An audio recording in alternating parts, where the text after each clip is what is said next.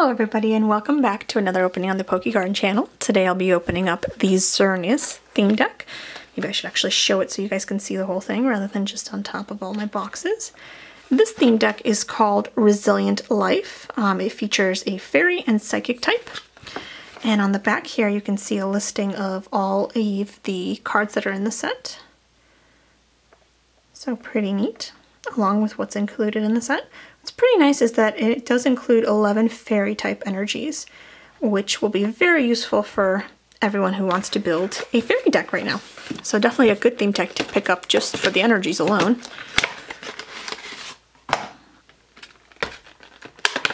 Okay, so just like in the other theme deck, you do get a game mat. I won't open the whole thing up, but it's pretty nice for new players. So if you've never played the game before, I do suggest trying out one of these mats. They do have kind of reminders what you can do on each turn and a couple of rules.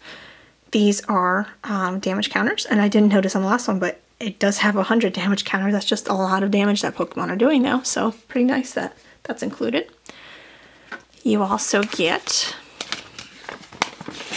on one side, what is a card list of all the cards in the set. And on the other side, a couple of rules changes and new introductions. So this set will feature Mega Evolutions, which are pretty neat. And it just talks about how the Venusaur EX and Blastoise EX are not evolutions. They can be played as basic Pokemon, which is a little bit different than the ones that you have to evolve, the non-EXs.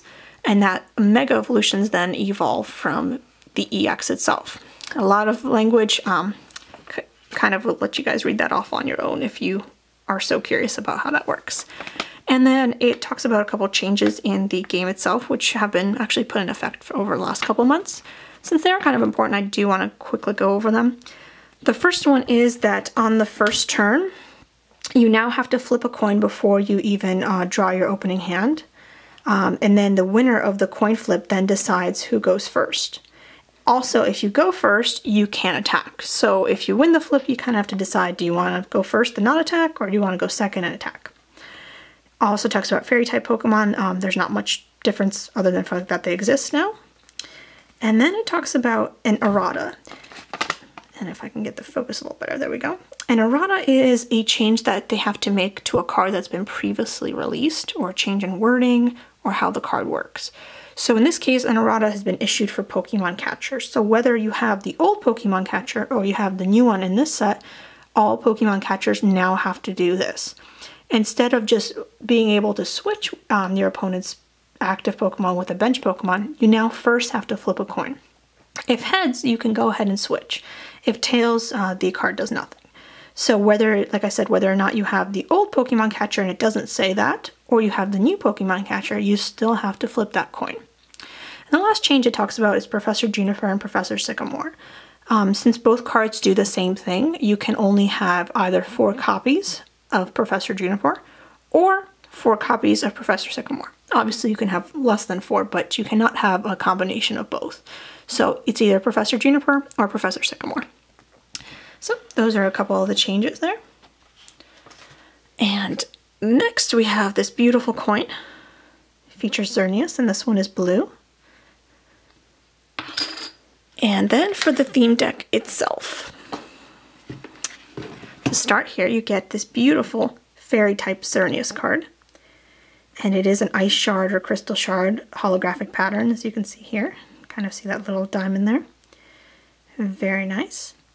And you also get a code card that unlocks this theme deck online for you to play.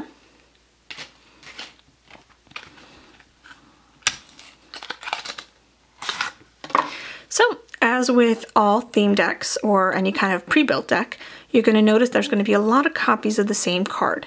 That is because in order for a deck to work, you can't just have one of each type of Pokemon or one of each type of energy in there. It wouldn't work if you were playing the game.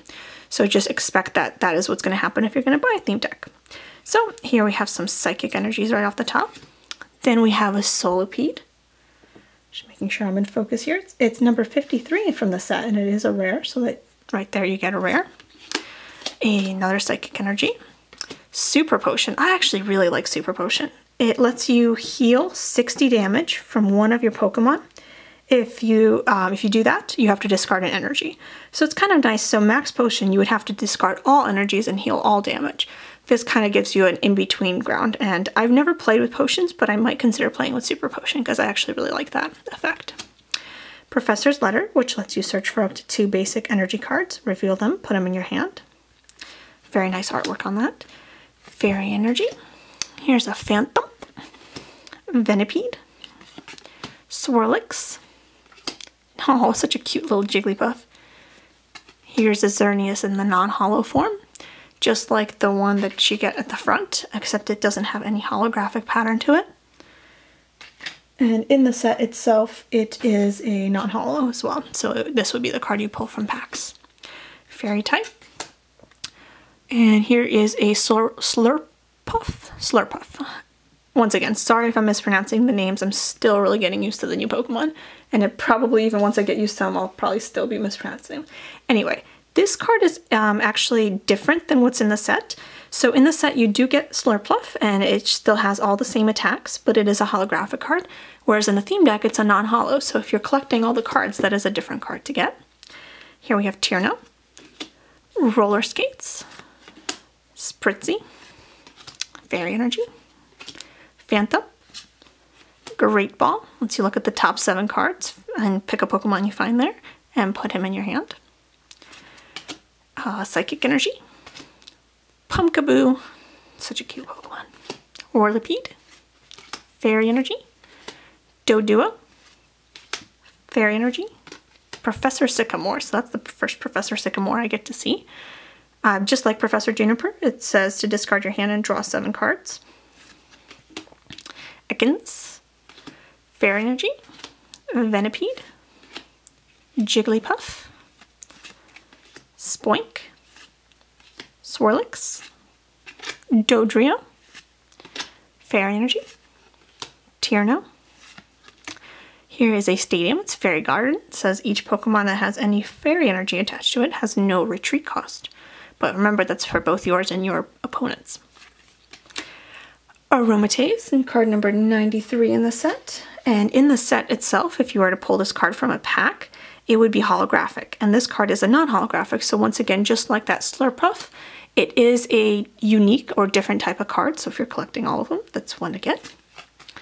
Spritzy, Fairy Energy, Max Revive, Pumpkaboo, Psychic Energy, Mr. Mime, Professor's Letter, Fairy Energy, Dodrio, Evo Soda. I kind of talked about this in the last theme deck opening. I actually really like this card. It lets you search your deck for a card that evolves from one of your Pokemon and put that card onto that Pokemon. So much better than a rare candy because it will let you actually search for it. So that's pretty nice, but remember you can't use that on your first turn.